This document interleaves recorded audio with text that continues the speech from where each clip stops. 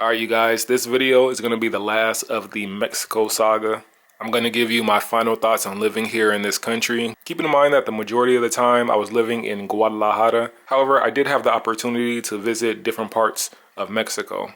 And also with videos like this, I understand that you're supposed to build up to the climax and keep people wondering, but I'm not going to do that right now. I'm going to go ahead and tell you that out of all the Latin countries that I've lived in so far, Mexico is probably the top one right now overall, and I'm going to explain to you a few reasons why. The first point is the proximity of Mexico to the United States, which is where I'm from.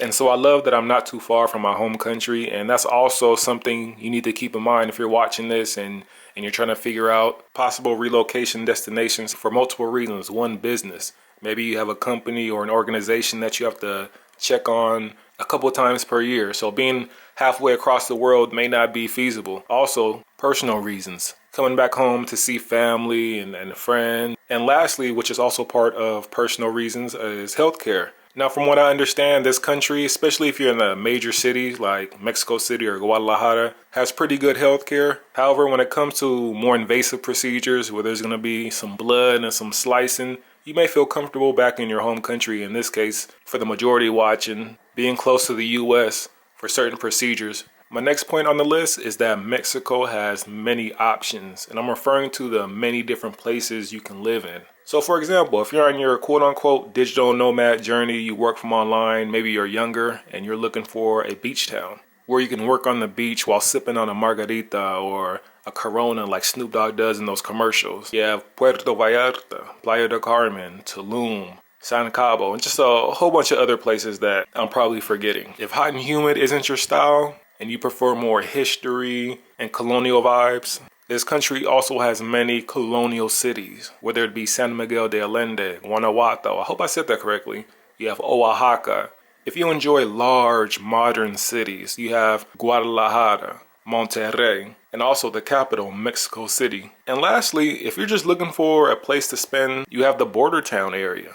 All in all, this country has many options to choose from. And since we're on the topic of options, this is going to lead me to my next point. And let me start off by saying that I thought the Dominican Republic was one of the better retirement expat starter kit countries. You know, those who are new to relocating overseas. However, I think right now that crown goes to Mexico. Not only for the reasons that I just listed, but also for the next two, which is one, there are many American companies in this country. I'm not going to name them all, but just a few off the top of my head are AT&T, you got Home Depot, then you got like Office Max here, Sears, you got a Walmart, AutoZone. Now each company may not be like an exact replica of the ones in the US. They may have their own like local twist to it, but still, it's great to have a little piece of home wherever you're at overseas. And also you have many Americans living in the country. I believe Mexico is the country with the largest US expat community in the world. Now this could be a pro and a con because, you know, when you're dealing with people, you always have your bad apples. But for the most part, all around the country, whether you're in the border towns, whether you're in the beach areas, so you have other people who you can connect with and hang out with, because sometimes when you're living in foreign countries, having local friends could be a little bit difficult. The reason why is because while you're sort of on vacation, retired, you got all the time in the world, people in the country, they have to work. So they may not have the time. And then the places that you may want to visit may be too expensive. So sometimes it's good to have friends from your home country, not only for the language barrier so you can have deeper conversation, but also for economic reasons.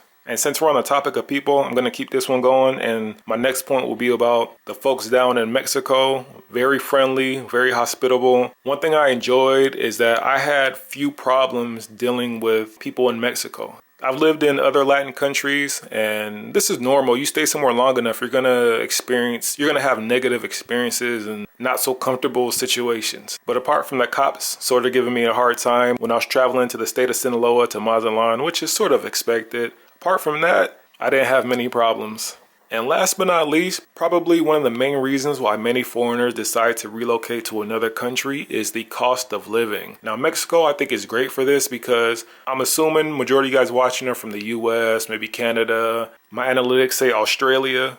So when you're in Mexico, your money will stretch due to the exchange rate. So rent will most likely be more affordable. Food, transportation, or hiring a driver, maid, cook, Just remember that when you're living overseas, usually where you'll pay a premium is on imported items, luxury goods. So things such as electronics, purchasing a vehicle, name brand clothing, these sorts of things. But apart from that, relocating to Mexico could be a very, very affordable option. But with all that being said, I'm going to go ahead and end it right here. These have been my final thoughts on living in the country of Mexico. This has been definitely one of my better trips. And it's for sure at the top of my list of places that I've been to so far in Latin America. My only suggestion to you guys would be that get a little deeper inside the country. You know, the border towns and, you know, Cancun.